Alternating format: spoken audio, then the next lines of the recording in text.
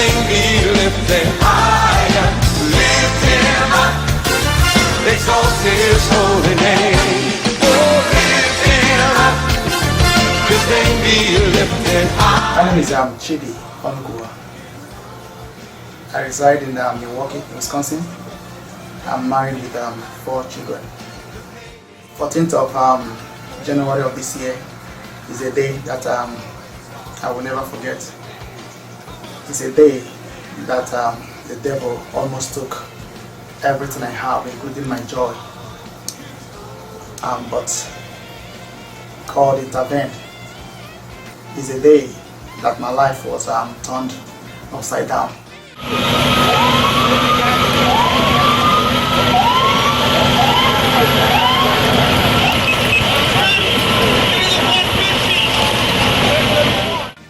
But our Lord immediately brought me back up. At about 5:30 p.m. on that day, I received a call while I was at work. A stranger called me, screaming and yelling on the phone. She told me that my house was burned down and my son was still trapped inside.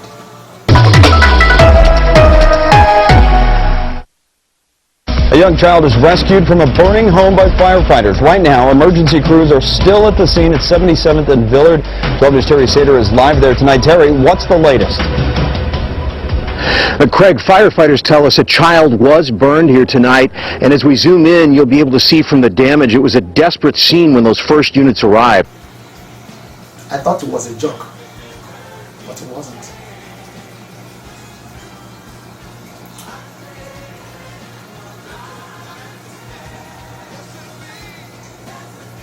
So I ran to my car, and I started to drive home.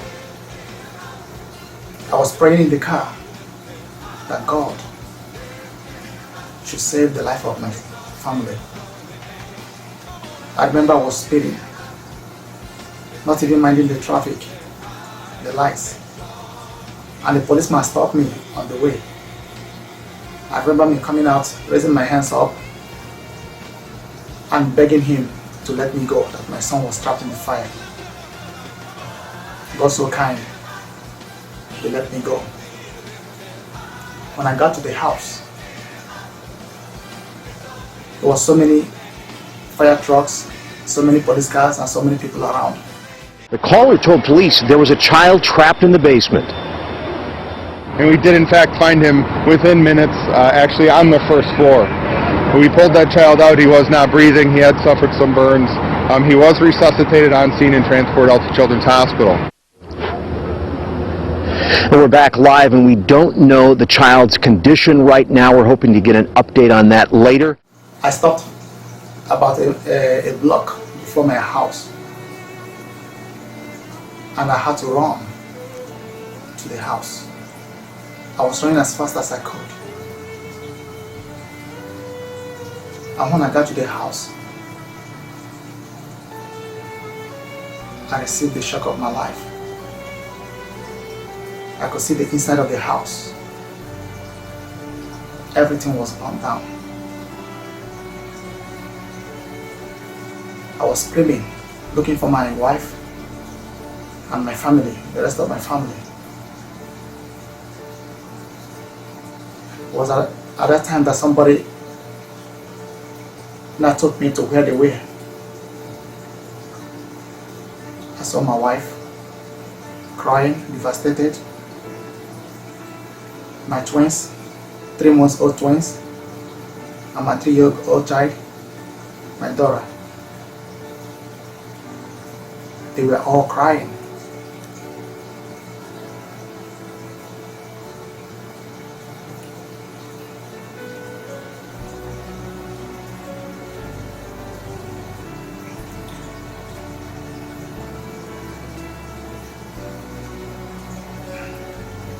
I was broken. I was torn apart. I was devastated. I turned around and asked the people where my son was. And they told me to calm down. They said he was dead. I looked the inside of the house from the outside. Everything was burnt. And my son was in the fire throughout the whole time.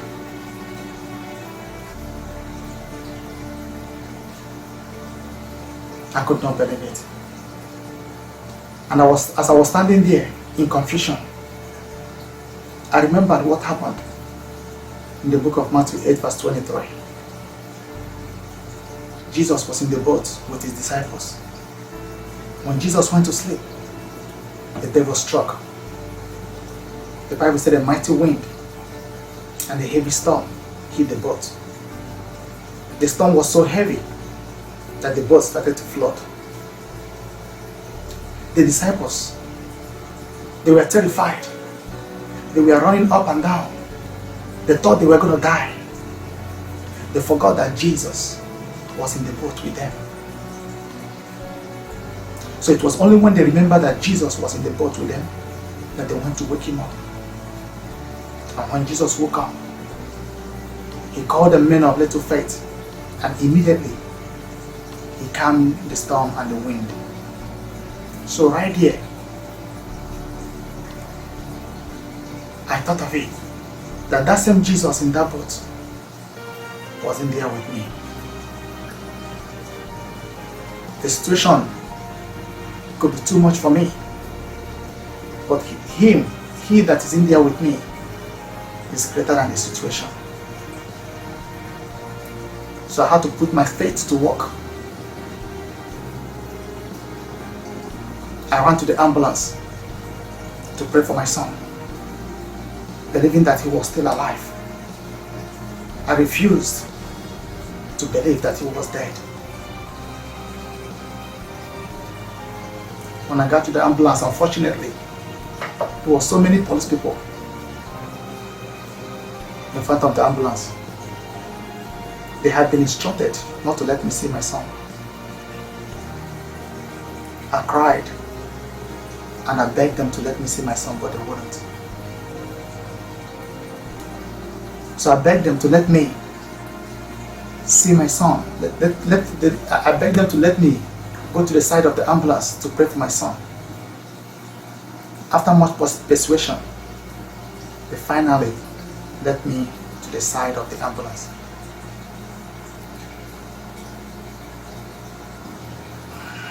I placed my hands on the ambulance,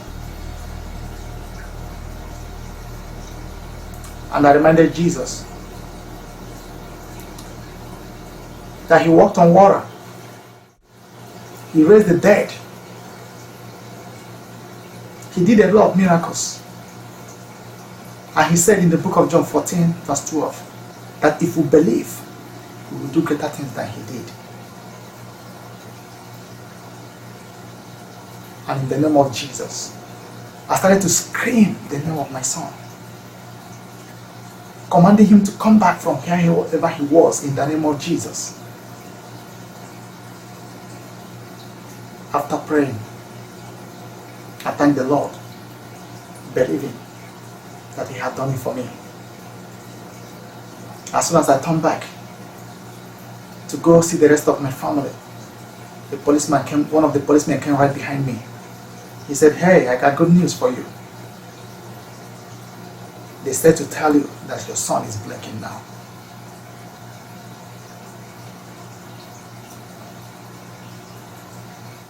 A Milwaukee father overcome with emotion as he thanks the firefighters who saved his 5-year-old son. I was a young man that brought him out, and I've always wanted to meet him and meet the fire department because without them, it would have been, I don't know, I wouldn't even be here. A moving scene at City Hall earlier today. The tears soon turned to smiles as the council honored the members of various companies from Engine 22 and Rescue 2 to Battalion 5 and Med 13 of the Milwaukee Fire Department. They all played a role in bringing a boy named Emmanuel back to life. It was January 14th. The child was trapped inside his burning home. He's made a full recovery. The outcome all had hoped and trained for when they responded to the huge smoky blaze that night. At that point, I didn't know if he was going to make it or not. I brought him out to the the ambulance. He was kind of lifeless at that point, and the paramedics, again, they did a great job. They brought him back, and he's in school today. And this was his first child rescue as a Milwaukee firefighter.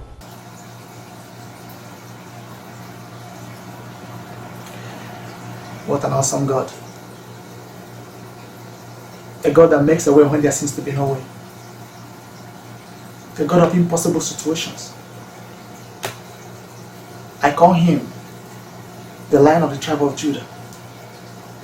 I call him the glory in shame. I call him the light in darkness. He is the hope of the hopeless, the voice of the voiceless, and the home of the homeless. He is mightier than the mighty, greater than the greatest, older than the oldest, stronger than the strongest. He is Almighty God. Before the fire department came, this young man tried to help. He ran in to help my son, who was screaming for help, and he couldn't get to my son. He thought my son was dead, because he heard him cry, and then he stopped crying, and he couldn't get to the fire. The fire was so much. Some months after that, I went to his workplace for my car service. So he thought my son was dead. So I told him that day my son wasn't dead. He made it. So he was very glad. He was very happy. My name is Luke Chuma. Okay, and I'd like to you were present on the day of the fire. Yes, I was. Yeah. And my boss Larry just left work. And when I came out of work, I looked that way and I've seen the fire. I heard people screaming over there that your wife was screaming, "My boy is in there, my boy is in there." So I ran over there I ran to your house. And I asked people where the boy was. People told me he was in the basement. So when I took a couple steps in the basement and a guy came out, a young black guy came out of the basement, and he said he's not there. So then I heard him scream down the hallway. So I got down on my knees and I started crawling to the house, touching the walls because I couldn't see anything because there was so much smoke and fire there. And when I got to the room, I pushed the door open and the fire started coming at me, and I seen your son, but I couldn't go in there because there was so much fire. I tried crawling out of the house, and it was so dark that there was even more smoke out there. Finally came out, and the firefighters, as soon as I came out of the house, the firefighters came, and I told them where the boy was at, and they ran in the house, and they started putting out the fire, and they took their boy out of the fire. I honestly didn't think he was going to make it. When they took him out, he was smoking, I thought he was dead. When you came and told me, he's alive, it put a smile on my face. For a good week, I had nightmares. I felt really bad that I couldn't do more. I wanted to go with her, pull him out, but I just couldn't do it. And it did change my life because before I was a really religious person when I was growing up, but then stuff happened in my life and I backed away from the religion, from God. And because of that incident, God came back to my life. He couldn't believe, he was just screaming, and I was happy with him. We hugged, and I believe that made a serious impact in his life. Yes. Now, fear is an evil spirit. Fear is destructive. Fear is failure. Fear is what the devil wants you to have in every situation. And fear, the devil has used to destroy the children of God. But I refuse to be afraid. I put my faith in action. Just as fear is the weapon that the devil uses to paralyze and intimidate the children of God, so as faith is a device by which we can use to destroy fear. Do not be afraid in that your situation. Have faith in Christ Jesus. And next time fear knocks on your door, don't answer the door. Let faith answer the door. It is time for us to stop concentrating on how big a problem is and start paying more attention on how big our God is.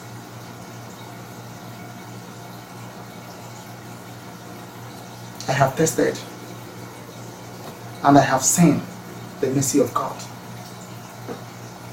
I have seen the goodness of God. And I want to announce to you today that my God is alive. Your God is alive. Our God is alive. Even in that ugly situation, your God is alive. Even in that death situation, your God is alive. Don't you ever give up on God. Don't ever give up on Him, because He wants to use that situation for His own glory. That situation is a ladder to your testimony, a stepping stone to your miracles. Put your trust in the Lord. He said in the book of Jeremiah 29 verse 11, I know the plans I have for you, plan for good and not evil, to give you an expected end. You might be homeless today, but your expected end will be that you'll be living in your dream house. You might be barren today, but your expected end will be that you'll be a mother of many children. You might be jobless today, but your expected end will be that you will be having the job of your choice. He said in Romans 8:18 that the suffering of the present moment cannot be compared to the glory that awaits you. Don't give up on God, for He understands your situation. He sees your pain. He is in there with you. He said in the book of Isaiah 43 verse 2 that when you pass through the waters, I will be with you, and through the rivers it shall not overflow you. When you walk through the fire, you will not be burnt. The flames will not scorch you. God did not promise you that you're not going to go through trials. He did not promise you that you're not going to be in that situation. He permits us and allows us to be tested, but He promised to be with us. Stay strong. Do not be afraid, for God is alive in that situation. The God of Abraham, God of Isaac, God of Jacob is in that situation with you. He saved my son. He will save you. He led His children, the Israelites, to the promised land. He will lead you to your promised land. He said He will never leave you. He will never forsake you. He makes a way when there seems to be no way. He will take care of you. I promise you, if you believe in the Lord, if you believe, have faith in that your situation, He will take glory in that situation at the end of it. I don't know how He's going to do it, but all I know is that He will glorify Himself in that situation. Yes, He will, because He did the same thing for me, and I don't even know how He did it. But all I know, one thing I know, is that my son was dead, and He brought him back to life. He was lost, and He found him. Heaven and earth may pass away, but the mercy of God can never be exhausted. And I pray that wherever you are located now, wherever you are listening to this message, that the mercy of God will locate you in the mighty name of Jesus. Amen.